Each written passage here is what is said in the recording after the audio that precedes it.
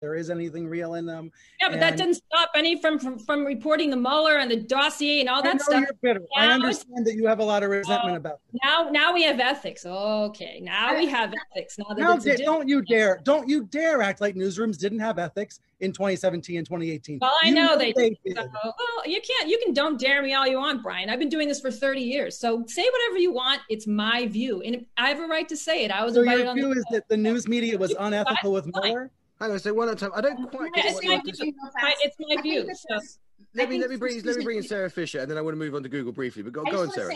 I think this conversation is so critical, even though it can get tense. It's actually a matter of, can you have two things be true at once?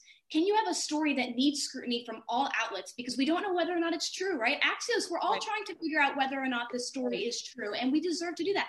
But we also need to think about the bigger picture, which is, God forbid, this story was tied to some sort of bigger disinformation effort to penetrate our elections. We also need to consider that. And that's why I think it's critical that you're not just seeing, you got to see the forest through the trees. You got to look at this particular story about the Hunter Biden. Yeah, but no one looked through the forest through the trees with the president. I mean, it's always one-sided. Now it's time to look at the forest. All I'm saying is let's do it universally, okay? I didn't discard the Mueller stuff. I was much more skeptical because I knew the sourcing. And I knew where I came from on Capitol Hill, where I have stood in the building for the past few decades. I had real reason to doubt that stuff, and I constantly did. And it turned out a lot of it was a bunch of bunk.